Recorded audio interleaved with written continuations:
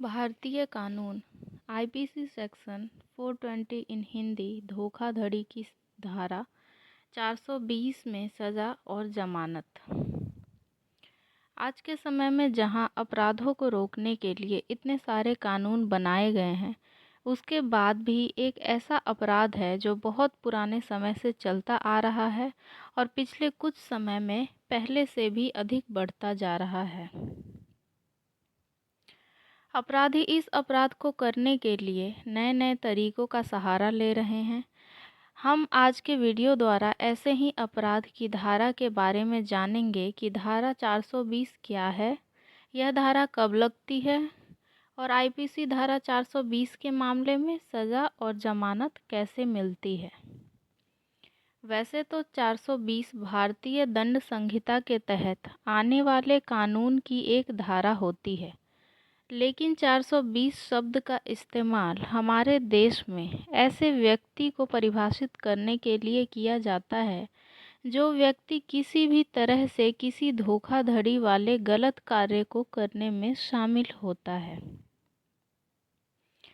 इसलिए आज के वीडियो द्वारा हम आपको आईपीसी सेक्शन 420 से जुड़े सभी पहलुओं के बारे में स्पष्ट रूप से बताएंगे। इसलिए बिना किसी जल्दी के इस वीडियो की सभी महत्वपूर्ण जानकारियों को पूरा व ध्यान से सुनें। धारा 420 क्या है?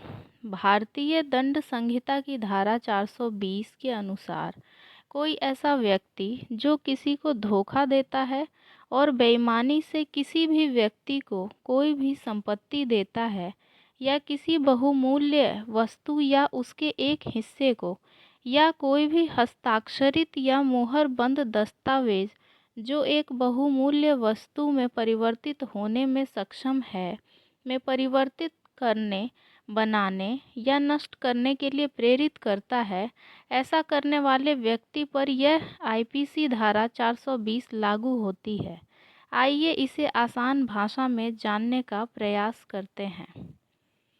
कोई ऐसा व्यक्ति जो किसी दूसरे व्यक्ति को धोखा देकर उसकी धन संपत्ति को प्राप्त करने के लिए उस व्यक्ति के झूठे हस्ताक्षर व किसी प्रकार का मानसिक दबाव बनाकर सारी संपत्ति को अपने अधीन कर लेता है, तो ऐसे व्यक्ति के खिलाफ धारा 420 के तहत मुकदमा दर्ज कर कार्यवाही की जाती है।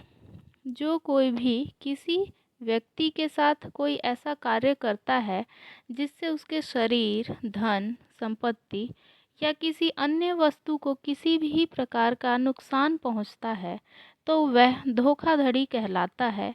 धोखाधड़ी को आईपीसी की धारा 415 में परिभाषित किया गया है। धारा 415 और धारा 420 के बीच में अंतर। धारा 415 और धारा 420 के बीच का अंतर यह है कि जहां धोखे के अनुसरण में संपत्ति हस्तांतरण नहीं होता है, लेकिन मन में उत्पन्न प्रलोभन अपराध धारा 415 के तहत आता है, लेकिन जहां धोखे के अनुसरण में संपत्ति हस्तांतरित की जाती है, धारा 420 के तहत अपराध दंडनीय है। धारा 415 धोखाधड़ी से संबंधित है, लेकिन धारा 420 धोखाधड़ी की उस प्रजाति से संबंधित है जिसमें संपत्ति की हस्तांतरण या मूल्यवान सुरक्षा का विनाश शामिल है। धारा 415 के तहत अपराध के लिए 1 वर्ष, जबकि धारा 420 के तहत 7 साल तक की कैद की सज़ा है।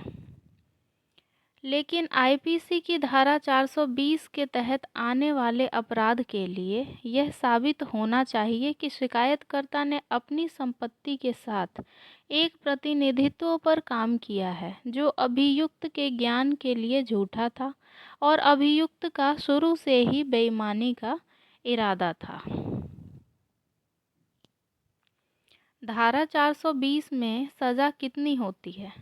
आईपीसी की धारा 420 के तहत कोई भी व्यक्ति किसी दूसरे व्यक्ति के साथ छल करने, उसकी संपत्ति को हासिल करने का अपराध करता है, तो पीड़ित व्यक्ति की शिकायत पर पुलिस द्वारा जांच करने के बाद आरोपी को गिरफ्तार कर लिया जाता है। उसके बाद यदि आरोपी न्यायालय के द्वारा दोषी पाया जाता है तो उस व्यक्ति को आईपीसी सेक्शन 420 की सज़ा के तौर पर 7 वर्ष तक की कारावास व जुर्माने से दंडित किए जाने का प्रावधान है। आईपीसी 420 में जमानत का प्रावधान। आईपीसी की धारा 420 का अपराध एक संज्ञेय श्रेणी का अपराध माना जाता है। साथ ही यह एक गैर जमानतीय अपराध होता है जिसमें आरोपी को जमानत मिलना बहुत मुश्किल हो जाता है। लेकिन यदि किसी व्यक्ति के खिलाफ इस धारा में एफआईआर होती है तो वह अग्रिम जमानत के लिए आवेदन कर सकता है, जिसके बाद आरोपी को जमानत देनी है या नहीं इसका फैसला न्यायाधीश के द्वारा अपराध की गंभीरता को देखते हुए लिया जाता है।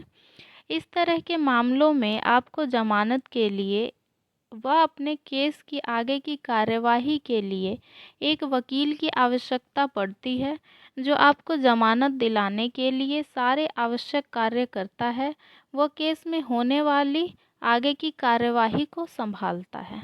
धन्यवाद दोस्तों। आगे जानकारी के लिए चैनल सब्सक्राइब करें।